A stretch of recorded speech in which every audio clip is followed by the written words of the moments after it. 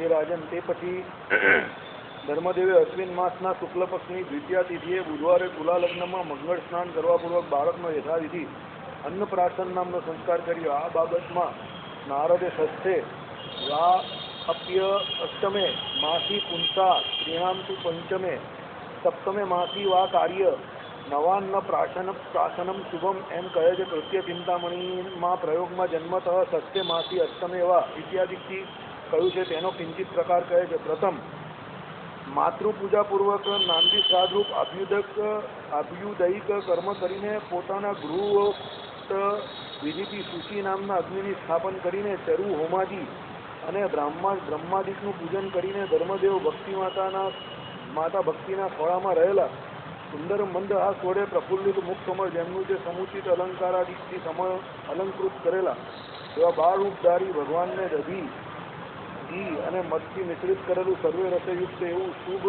અન્ન હાથમાં ધારેલું સોનાની શરીરથી લઈને પ્રીતિથી મૌન થઈને એકવાર જમાડ્યું. બરાબર. એટલે અન્નપ્રાશન નામનો સંસ્કાર છે. જેમાં બાળકને મોઢાની અંદર પ્રથમ વખત અન્ન મૂકવામાં આવે. એટલે આમાં લખ્યું એ પ્રમાણે દધી એટલે ખબર ને તમને? દધી એટલે શું? દહીં જ કહેવાય. પછી ઘી ને મધ એ ત્રણને ભેગા કરે અને પછી એને જીભ ઉપર બધી સોનાની પેલી એ હોય ને સળા આપણે સળી કહીએ તે એનાથી લગાડે એમ. એટલે આ અન્નપ્રાશન સર્વરસયુક્ત એમ શુભ અન્ન હાથમાં ધરેલી સોનાની શરીરી. બરાબર. ત્યાર પછી સર્વ કોઈને વૃત્તિ આપનારા એવા પણ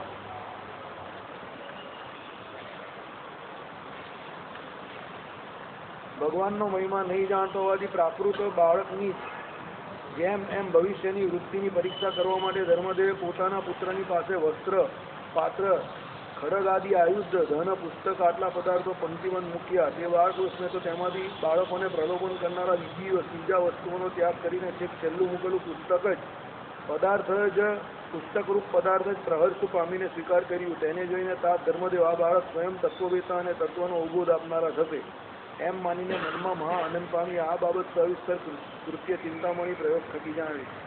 આ પહેલાના સમયમાં એક રીત હતી. રાજા મહારાજાઓ પછી બહુ મોટા મોટા એમ કે વિદ્વાનોના દીકરાઓ હોય એ લોકો આ પ્રમાણે નાના હોય ત્યારથી એમ કે બધી વસ્તુ મૂકે. પછી એમ કે જે એમાંથી એને પસંદ કરે અને જેની પાસે જાય અને જેને પકડે એમ કે મોટો થઈને એ થશે એવી ધારણા બાંધે. બરાબર. ક્ષત્રિયના દીકરા હોય તો સામાન્ય રીતે એમ કહી કે એ શસ્ત્ર જ પકડતા હોય. બ્રાહ્મણના દીકરા હોય તો સામાન્ય રીતે પુસ્તક જ પકડતા હોય. વાણિયાના દીકરા હોય તો એ બધી બીજી બધી વસ્તુઓ જે હોય ને લખાણ પટ્ટીની એ બધું ને પેલું રૂપિયા પૈસા ને બધું મૂકેલું હોય ને સોના મોર ને સિક્કા એ બધું પકડે. બસ આ ત્રિવર્ણીયમાં આ પ્રમાણેનો નિયમ હતો. એ આ બાળકૃષ્ણ પ્રતિદિન માતા પિતાએ સ્નેહાતિશયથી પોષણ કર્યા થતા શુક્લ પક્ષમાં ચંદ્રમાની પેઠે જગતને આહલાદ આપવા પૂર્વક વૃદ્ધિ પામવા લાગ્યા. કેવળ અંગ કાંતિથી આહલાદ આપનારા એટલું જ નહીં કિંતુ અલૌકિક પોતાના લલિત બાર ચરિત્રોએ કરીને પણ પોતાને જોનારા જનોના ચિત્તોને હરનારા થયા. એટલે પ્રેક્ષક સકળ જનોના માણસને આહલાદ આપનારા થયા. કહેવાનું તાત્પર્ય અહીંયા એવું છે કે ભાઈ ચંદ્રમાની પેઠે એટલે ચંદ્રમાની કળા કેવી વધે અને બધાને આનંદ થાય આહલાદ થાય એમ ભગવાનનું પણ શરીર હવે ધીમે ધીમે વધવા માંડ્યું. એને જોઈને બધાને આનંદ થવા માંડ્યો. બરાબર. એકલું શરીરે કરીને મોટા થયા કે અંગ કાંતિથી આનંદ થાય એવું નહીં. જોડે જોડે નાના છોકરાઓ જે ચરિત્ર કરે લીલાઓ કરે એને જોઈને પણ બધાને આનંદ થવા માંડ્યો. એટલે જે પ્રેક્ષક સકળ જનોના માણસને આનંદ એટલે જે જોતા હતા એ બધાને એમાં ભગવાનના ચરિત્ર જોઈને બધાને આનંદ થાય જ. બરાબર. નાના છોકરાના ચરિત્ર જોઈને થાય તો ભગવાન છે. આ અમારો અનન્ય લભ્ય પ્રિય આત્મજ છે એવા ગાઢ સ્નેહથી બહાર હરીને લાડ લડાવતા માટે પુત્રમાં જ એક ચિત્ત જેમનું ચોંટી ગયું છે એવા તે દંપતી ભક્તિ ધર્મને અનેક અહોરાત્ર ક્ષણકાળની પેઠે જ ચાલ્યા ગયા. એટલે શું થયું? માતા પિતાના નાના બાળકમાં જેમ વૃત્તિ હોય એમ ભગવાનની અંદર જ આ લોકોની વૃત્તિ લાગી ગઈ. કેવી રીતે પ્રાકૃત બાળકમાં સામાન્ય માતા પિતાની લાગે એ પ્રમાણે. અને એમ કરતા ઘણા બધા દિવસ રાત ચાલ્યા ગયા. આ એક સિદ્ધાંત છે, યાદ રાખજો. તમારા દુઃખના દિવસ જે હોય ને એ જાય નહીં. તમને એમ થાય કે બહુ મોટા દિવસો જાય છે. ભૂતકાળમાં દુઃખના દિવસ હોય ને પછી એને પાછળથી યાદ કરો તો પણ તમને થાય કે એ દાડા બહુ મોટા હતા. અને તમારા સુખના દિવસ હોય ને તો કા નીકળી જાય તમને ખબર જ નહીં પડે. બરાબર. એટલે જ્યાં તમારું ચિત્ત માયામાં કદાચ કોઈ સફળતા મળે એમાં કે કોઈ બીજી જગ્યા પર લાગી જાય, લૌકિકમાં કે અલૌકિકમાં પણ દિવસ રાત ક્યાં નીકળી જાય ખબર ન પડે.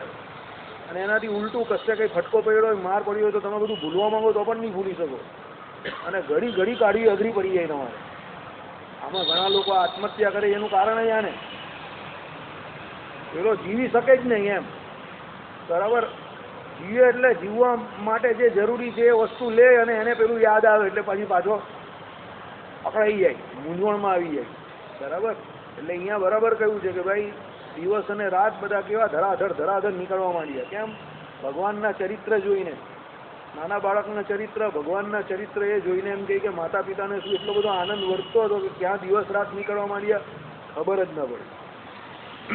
લોકમાં સર્વેને પણ જો આવી ગયું ને, પોતપોતાના પુત્રમાં સ્નેહ સામાન્યપણે હોય છે, તેથી પુત્રને બહુ લાલ લડાવે છે, તેમજ તેની વ્યાસક્તિથી તદેક માનસતા પણ થાય છે. પરંતુ ક્ષણકાળની પેઠે ક્ષણ ઉત્સવવાળી અનેક અહોરાત્રિઓનું નિર્ગમન તો સર્વને સુલભ ન હોય, કેમ કે કર્મ પરવશ પુત્ર માત્રમાં દુઃખનો સંબંધ અવર્જનીય છે. લોકમાં સામાન્ય રીતે પણ આપણે એવું જોઈએ કે ભાઈ નાના છોકરા હોય ને જેને છોકરો આવ્યો હોય ને એ બધા આમ પણ ખુશ રહેતા હોય, બધી વાત સાચી. પણ એમ કે એવું તો ના બને કે આટલા બધા દિવસ રાત નીકળી જાય ને ખબર જ ન પડે. કેમ? દુઃખ માત્ર સહજ સ્વભાવ છે. છોકરો માંદો પડે, આ થાય તે થાય એટલે પછી પાછો બરોબર દુઃખી થાય એની જોડે. બરાબર, આમાં તો શું છે, હવે આવશે આ બાળ તો હરી સર્વ દુઃખોને હરે છે અને સર્વેના મન આનંદમય પોતા વિશે સ્વરૂપ સ્વભાવ લાવણ્યાદિક વડે આકર્ષણ કરે છે. આવા બાળ હરીને સ્નેહ પ્રધાન સુતભાવથી લાલ લડાવતા દંપતીને લોકદ્રષ્ટિથી દીર્ઘકાળ પણ ક્ષણકાળની પેઠે ચાલ્યો ગયો. એટલે શું છે, આ તો ભગવાન પોતે છે. દુઃખ માત્ર ભગવાન સામે ટકી જ નહીં શકતું, દુઃખને હરનારા છે. બરાબર, એટલે સમગ્ર કષ્ટ કોનું? ધર્મદેવ ભક્તિ માતાનું અને બીજા જે કોઈ હરિભક્તો હતા, જે કોઈ ધર્મમાં માનનારા હતા, એ બધાનું દુઃખ હણાઈ ગયું, ભગવાને હરી લીધું. અને ઉપરથી ભગવાન પોતાના સ્વરૂપનું, બરાબર, પોતાના સ્વભાવનું, પોતાના લાવણ્યાદિક જે ગુણ હતા રૂપના, એનો આનંદ આપતા હતા. જેને કરીને એમ કહે કે આટલો મોટો સમય વીતી ગયો તો પણ કેવું હજુ ક્ષણ માત્ર ગયા એવું લાગતું હતું ધર્મદેવ અને ભક્તિ માતાને. તે વળી ક્ષણ ઉત્સવમય આનંદમય વ્યતીત થાય છે. ક્ષણ શબ્દનો ઉત્સવ આનંદ એવો અર્થ પણ થાય છે. વળી કેવળ આ દંપતીને જ દુઃખનો સંબંધ છે અને દીર્ઘકાળ ક્ષણ ઉત્સવમય જાય છે એટલું જ નહીં, પરંતુ બાળ હરીને જોનારા અને તેમાં આશ્ચર્યથી આસક્ત અંતઃકરણવાળા સર્વ કોઈ સ્ત્રી પુરુષોને તેમ જ થયું હતું. કેમ કે કર્મ પરવશ પણાએ કરેલું અવર્જનીય જે સંસાર દુઃખ છે તે કોઈના પણ હૃદયમાં પ્રવેશ કરવા ક્યારેય સમર્થ થતું નહીં.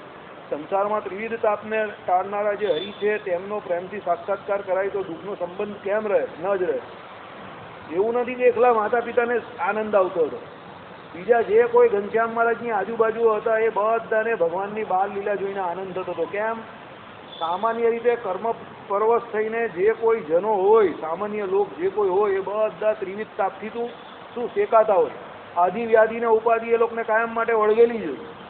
પણ આ ભગવાનનો પ્રતાપ એવો હતો કે જેને કરીને આદિ વ્યાધિ ઉપાધિ જે ત્રિવિધ તાપ કહેવાય એ કોઈને અડી શકતા હતા નહીં, કોઈના હૃદયમાં પ્રવેશ કરી શકતા હતા નહીં. કેમ? ભગવાનના અતિશય મહાત્મ્યને કારણે જે ભગવત ભક્તો હતા, જે ભગવાનના સંસર્ગમાં રહેનારા હતા, એ બધા અતિશય આનંદનો અનુભવ કરવા લાગ્યા. આનંદ કેમ? તાપ સર્વે તળી ગયા અને ભગવાનના સુખનો આનંદ એટલે ડબલ ત્રિપલ જેવો ચોપલ તમે જે કેવું તેવો અતિશય આનંદ વર્તવા લાગ્યો. બરાબર, બાળક ક્રીડામાં સહાનુભૂતિ સુખને લાયક તો બાળકો જ છે, પણ વયોવૃદ્ધો કે વિદ્યા વૃદ્ધો નથી. બાળ ક્રીડા કોણ કરી શકે? બાળકો જ કરી શકે, વયોવૃદ્ધ ન કરી શકે, અને વિદ્યાવૃદ્ધ પણ ન કરી શકે. વિદ્યાવૃદ્ધ એટલે ભણવા ગણવામાં હોશિયાર હોય એવો પણ ન કરી શકે, બહુ વિદ્વાન માણસ હોય એ પણ બાળ ક્રીડા ના કરી શકે. કેમ? બાળ ક્રીડા ફક્ત બાળક જ કરે, અને એ કરે તો જ તમને હસવું આવે અને તો જ તમને ગમે. બીજો કોઈ કરે તો તમને નાટક લાગે. ટીવીમાં અને આ બધા નાટકોમાં બધા બતાવે એવું નાના છોકરા જેવું કરતા, પણ એ બહુ સારું નહીં લાગે. નાનો છોકરો કરે ને જેટલું કુદરતી લાગે એટલું પેલો કરે તો અકુદરતી લાગે. બરાબર, આ બાળકૃષ્ણની બાળ લીલામાં તો વૃદ્ધો અને વિદ્વાનો પણ સ્નેહ અતિશયથી સમ-આકર્ષિત હૃદયવાળા થઈને લીલારસના અનુભવ સુખની લાલસાથી ક્રીડા કરતા આ બાળકૃષ્ણની સાથે પોતાની વૃદ્ધતા કે વિદ્ધતા વિસરી જઈને એકદમ ક્રીડા કરવા માંડી છે. અર્થાત વયોવૃદ્ધ અને વિદ્યાવૃદ્ધોને શાસ્ત્રમાં બાળકો સાથે ક્રીડા કરવાનું અનુચિત કહ્યું છે, તથાપિ તેઓ પણ આ બાળકૃષ્ણની સાથે ક્રીડા કરવા લાગુ થઈ જાય છે. એવા એમનામાં ગુણ વિશેષો વર્તે છે. સામાન્ય રીતે શું છે કે શાસ્ત્રમાં ના પાડી છે કે ભાઈ જે એમ કે હાવ વૃદ્ધ થઈ જાય કા જે વિદ્વાન હોય એને એમ કે નાના બાળકો જોડે એમ કે શું એના જેવી ક્રિયા ના કરવી. પણ આપણે અત્યારે પણ જોતા હોઈએ કે ઘણા દાદા હોય ને એને એના પેલા પૌત્રમાં બહુ હેત હોય એટલે પેલો જેમ કરે તેમ એ પણ કરે પાછો.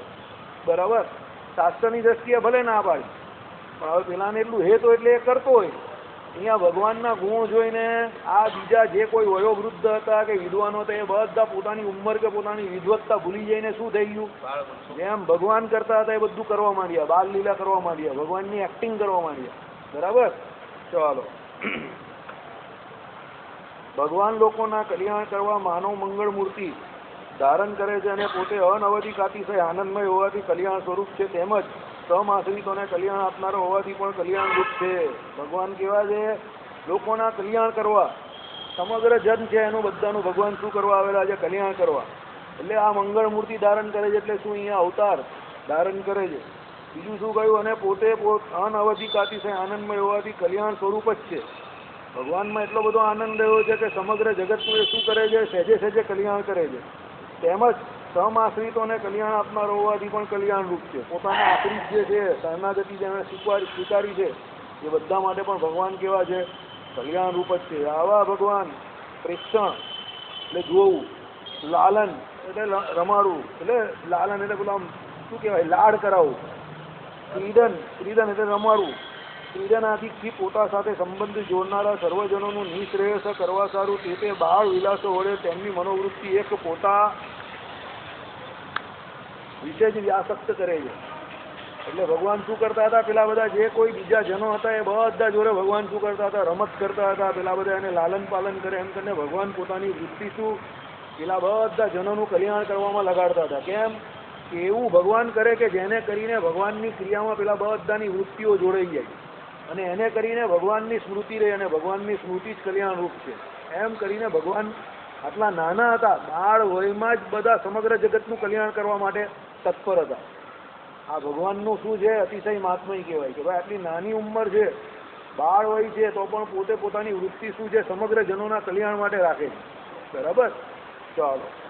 હે ભૂપતે, બાળ લીલાનું નાટ્ય કરતા શ્રી હરિને લાલ લડાવતી. જો આવ્યું ને, નાટ્ય કરતા.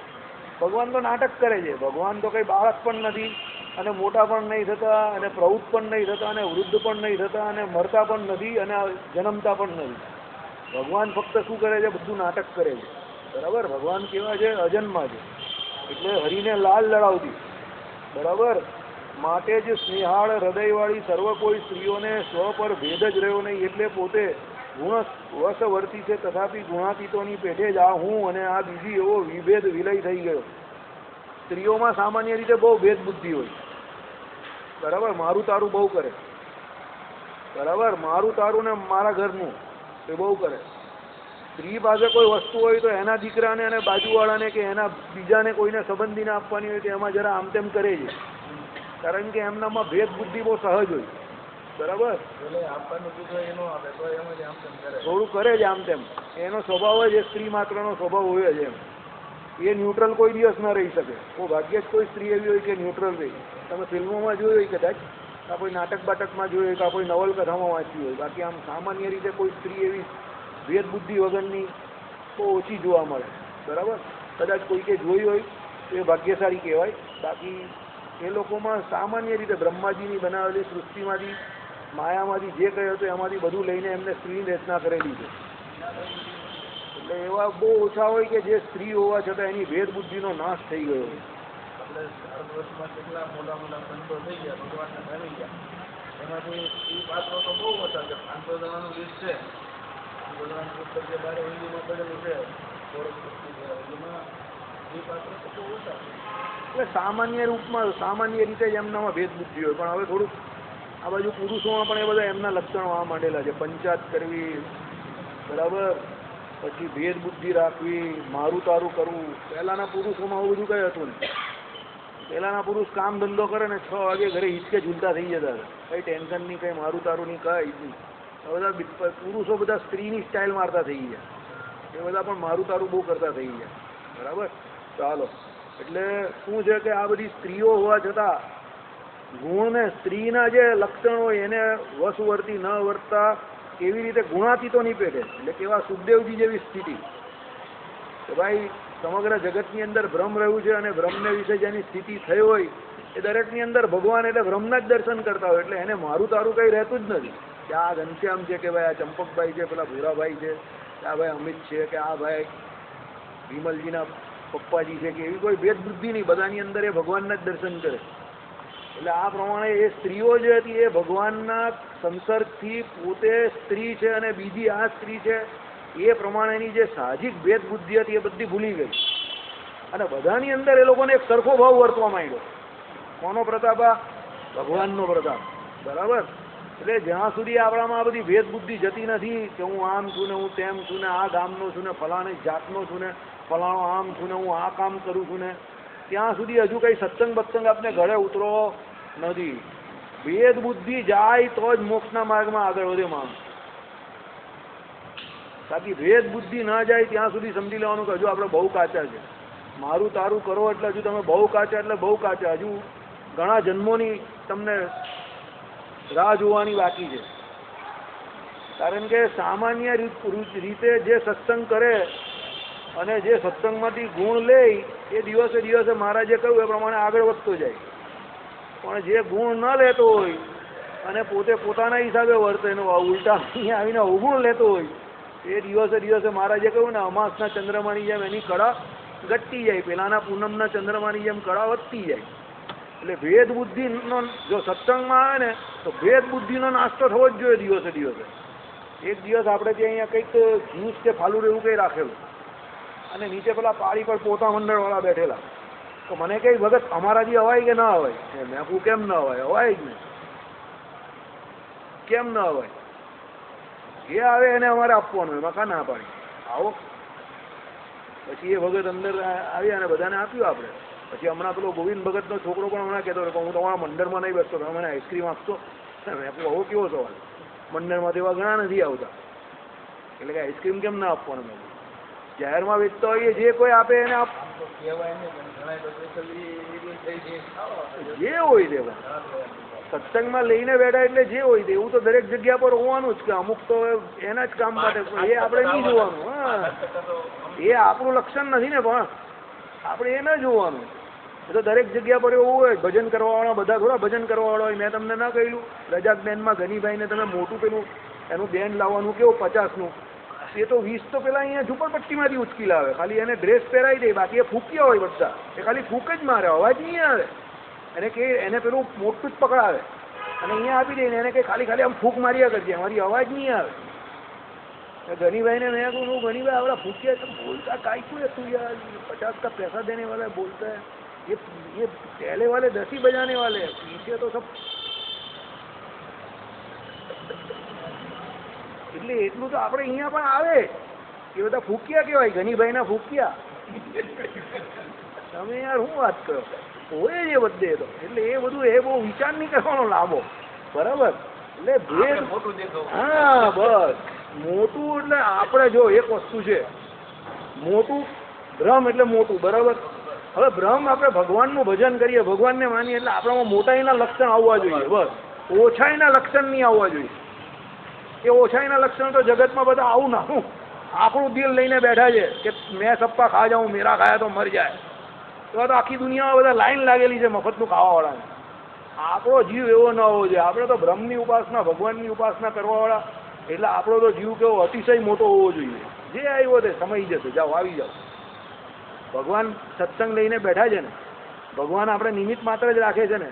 ભગવાન બુદ્ધિ પ્રદાતા છે, એ આપણે બુદ્ધિ આપે છે તો આપણે કંઈક પ્રોગ્રામ કાર્યક્રમ કંઈ પણ રાખીએ છીએ ને, તો ભાઈ ભગવાનની ઈચ્છાથી એ પણ ભગવાન કાર્યભાર સંભાળી લે છે. એમ કરીને જે આવે છે વેલકમ, બરાબર.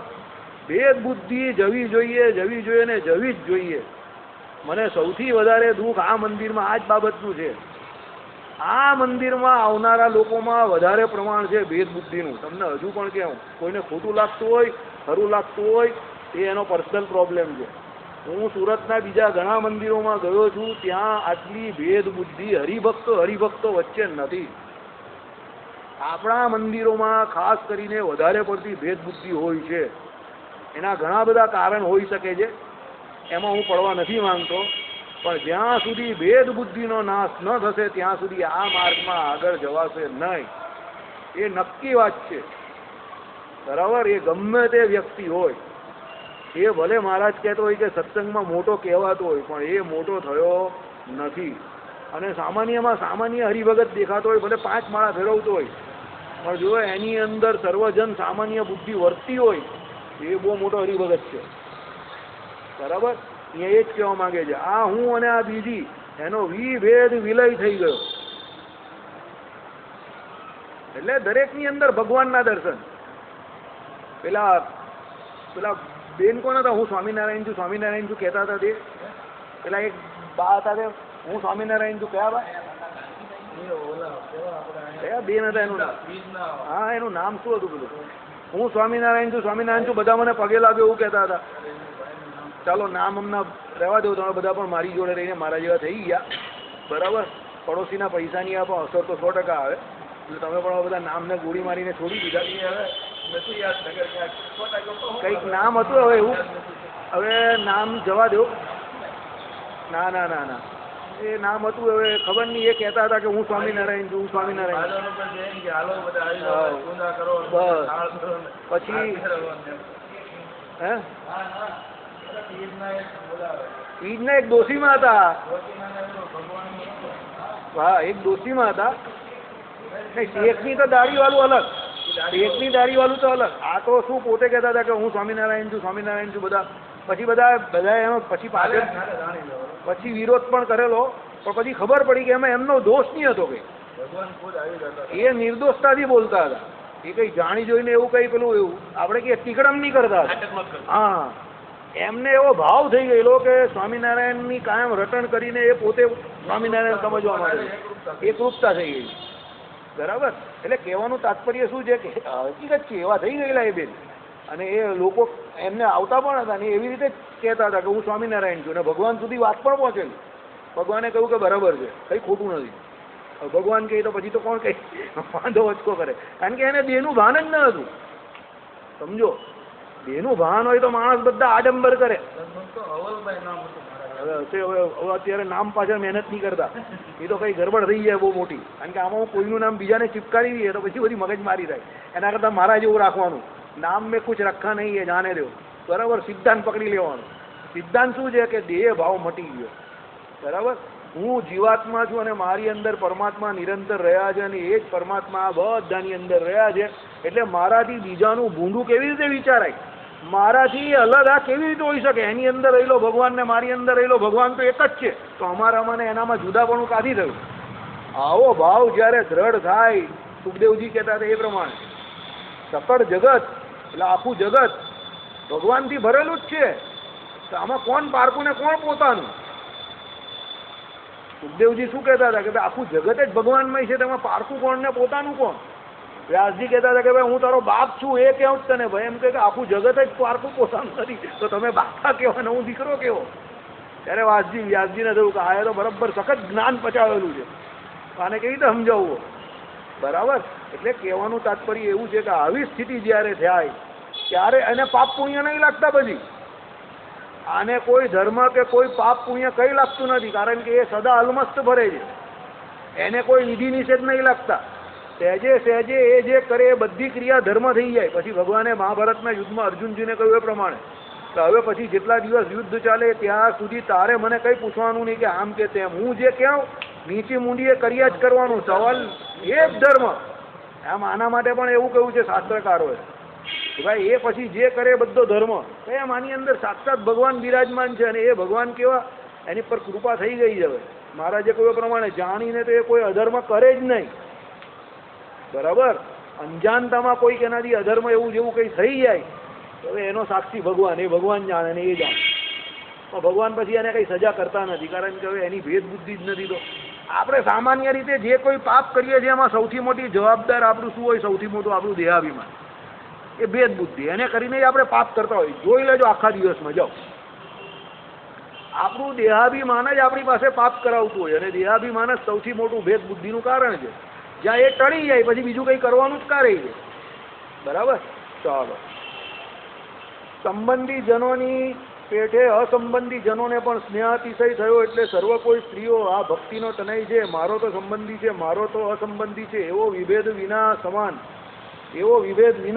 સમાન સ્નેહભાવથી ખેલવવા લાગ્યા. આ તો શબ્દો ઉપરથી થાય છે. પ્રથમ કયો તે તો ભાવાર્થના રૂપનો છે. કહેવાનો મતલબ જે સંબંધી જનો હતા, એટલે જે ઘનશ્યામ મહારાજની સંબંધી સ્ત્રીઓ હતી એને તો સ્નેહ થતો જ હતો, પણ જે સંબંધી ન હતી એવી સ્ત્રીઓ પણ જે ભગવાનને જોવા આવતી હતી એમને પણ સ્નેહ થઈ જતો હતો. કેમ? ભગવાનના અતિશય પ્રતાપને કારણે. એ સ્ત્રીઓને એવું નહીં થતું હતું કે આ આપણો કોઈ લાગતો નથી, એમને એવું જ લાગતું હતું કે આ આપણો છે, બરાબર, મારા પણ થતું હતું. કેને કારણે? ભગવાનના અતિશય મહાત્મયને કારણે. ભગવાનના સ્વરૂપ, ભગવાનનું રૂપ, ભગવાનના સ્વભાવ, જે કયા ગુણ લાવણ્યતા, જે કઈ લાવણ્યતા આદિ જે ગુણો, એને કરીને એ સ્નેહાતિશય થતો હતો બીજા જનોને પણ. વૃદ્ધિ વનિતાઓ પુત્ર ભાવથી, એટલે ઉંમરલાયક જે બા હોય આપણી, આપણે કહીએ ને બાઓ, તે માતાઓ શું? પુત્ર ભાવથી. ન્યૂન વયની ભ્રાતૃભાવથી, જે નાની હોય તેને ભાઈ સમજતી હતી. એ રીતે પોતપોતાની અવસ્થાના અનુક્રમને સમુચિત સંબંધી ભાવના કરવા પૂર્વક બાળકૃષ્ણને લાડ લડાવતા રાત્રિ દિવસનો વિભાગ અને પોતાના ઘરોની સ્મૃતિ ન જ રહી હતી. અર્થાત જેને રમાડવામાં વ્યાસક્ત થયેલીઓને તદેક મન થવાથી જે રીતે ગૃહાદિકની સ્મૃતિ ન જ રહે એવો બાળકને રમાડવાનો આનંદ થયો હતો. બધું ભૂલી ગઈ, ઘર બાર ભાન બધું ભૂલી ગઈ, ગોપીઓ જેવું થઈ ગયું. ગોપીઓ જ્યારે આવવાની હતી, ભગવાને કહ્યું ચાલો આજે આવી જજો, બધી રાસ રમવા માટે તૈયાર રહેજો. એટલે બધી શું કહે કે અમારો પતિ છે તે ભગવાન કહે અમે ન જાણીએ, જેને આવવું હોય તો આવી જજો, આજે રાસ રમવાના છે. કાં? યમુના કિનારે, વૃંદાવનને વિશે.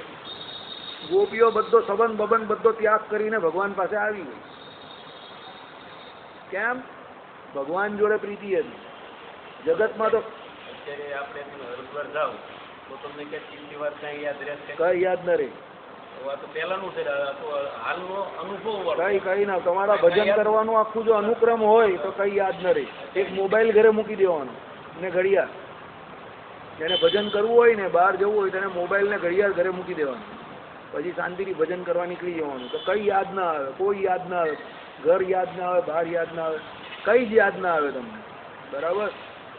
ત્યાં કઈ હોય જ નહીં. તો અનુક્રમથી સીધો સત્સંગ ચાલતો હોય, કથા વાર્તા 4-5 કલાક ચાલતી હોય, ભજન ચાલતું હોય, મંદિરોમાં ભગવાનના ઠાકોરજીના દર્શન ચાલતા હોય, રાત્રે પાછા અમુક પાછા ભજન કરીએ, આ બધા જાહેરમાં પેલા ભજન કરવા બેસે તો આ ભજન કીર્તન ચાલતા હોય, ક્યાં સમય ચાલે જાય ખબર જ ન પડે તમને. અને બીજા બધા હરિભક્તો હોય એની જોડે, સમય નીકળી જાય તમારો આમને આમ જ. અને બીજી અમુક જગ્યા પ્રસાદીના સ્થાનો જોવાના હોય, અતિશય પેલા તીર્થનું મહાત્મ હોય, આ બધું તમે સ્નાન કરવા જાઓ, આ બધું, એટલે સમય બહુ મસ્તીથી જાય. ઓલથી મજાનો સમય, જિંદગીમાં જેટલો સમય એ જાય એ જ બધો કામનો, બાકીના બધા વહીતરા. બાકીના બધા શું કહેવાય? વહીતરા.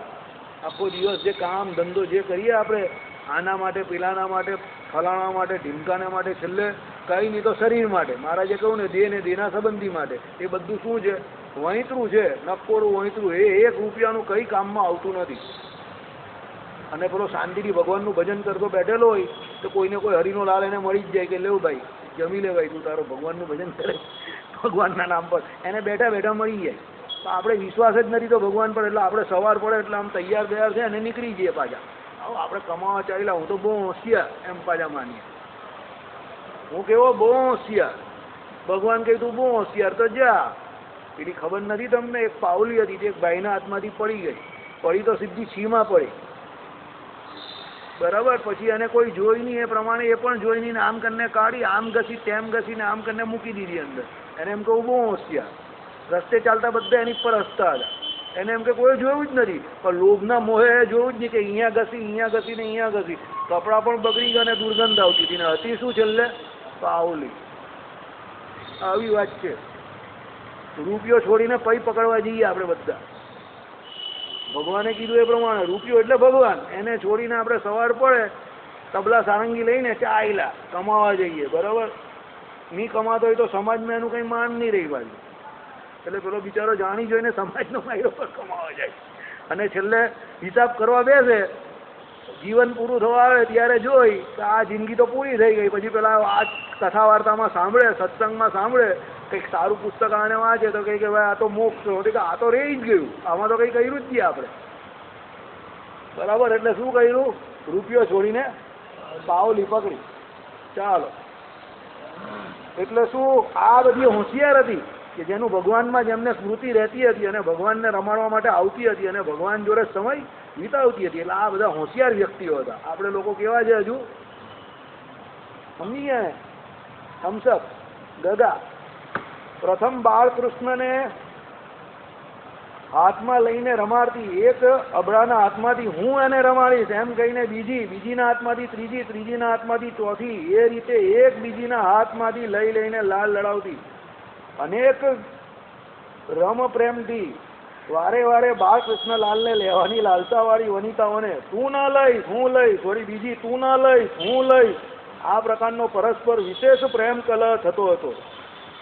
બધી અંદરો અંદર લડતી હતી. કેમ? ભગવાનને રમાડવા માટે. ભગવાન છે જેવા તો હતી જ ને. પહેલા ગોપીઓના કેસમાં પણ એવું હતું. ગોપીઓના કેસમાં બે રીતે હતું.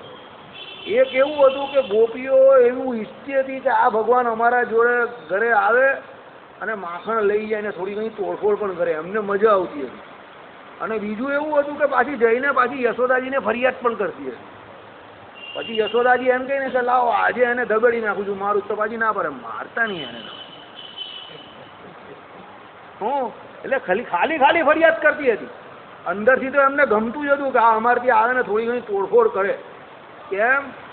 ભગવાન હતા. ભગવાન જે કંઈ કરે તે બધી લીલાને એ તમે જોજો. શ્રી કૃષ્ણ ભગવાનનું ચરિત્ર આખું તમે જુઓ, એમાં સૌથી વધારે જો તમને મજા આવે આનંદ આવે ને તો આ બાલ લીલા જઈને ભગવાને જે તોડફોડ કરી બધાને ગમે. ભગવાનની એ લીલા બધાને જ ગમે. નાના છોકરાઓથી માંડીને પેલું ટીવી ઉપર પેલું એક એનિમેશન ફિલ્મ પણ આવતી હતી પહેલાં બાળકૃષ્ણની, અને ભગવાન અને એના સખાઓ બધા જાય ને જ્યાં જઈ ત્યાં તોડફોડ કરી નાખે.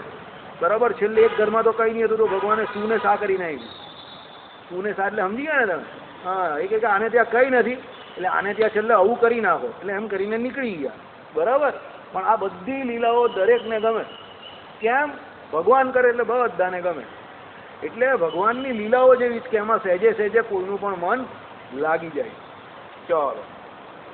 કિમ બહુના બાળા ભક્તિ માતા પણ બહાર હરીને ખેલવવા આવેલી નાનાવિધ નારીઓને ના એવા વચનથી, એટલે તમે તો આને નિરંતર રમાડો છો, હું તો હમણાં જ આવી છું, માટે આ મને આપો, તમે લેશો નહીં. હવે આમાં થયું કેવું કે બહારના જ બહુ હોય તો ઘરની માં જે હોય એને તો રમાડવાનું જ એવ જ ને.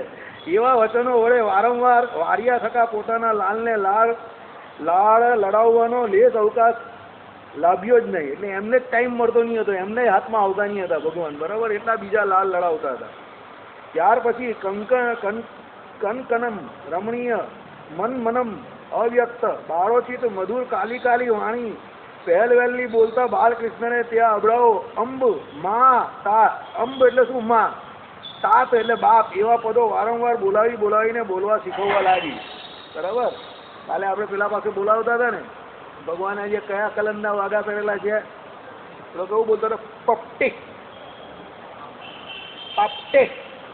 હવે એવો બોલે ને, ગેરંટી આપણા આટલામાંથી કોઈ ના બોલી શકે. હું પણ નહીં બોલી શકતો, હું ખાલી એની સ્ટાઇલ મારવા જાઉં. પણ હવે બોલે ને, ભગવાને કયા કલરના વાઘા કરે? પપટે. એવું બોલે. નિર્દોષતા છે એ. જે પોપટી બોલે છે એનામાં નિર્દોષતા છે, એટલે તમને ગમે છે. એમ ભગવાન કે નાના બાળકો જે કાલી વાણીમાં અમ્મા પા આવું બોલે એટલે ગમે બધાને. કેમ? એમાં નિર્દોષતા રહેલી છે. કે જે બોલે છે પણ ગમે એવું છે. આ તો ભગવાન છે, તો ભગવાનને તો એવું કેવું આવડે? તો વિશેષ આવડતું હોય. શ્રીપતિમ શ્રીધરમ સર્વદેવેશ્વરમ ભક્તિધરમ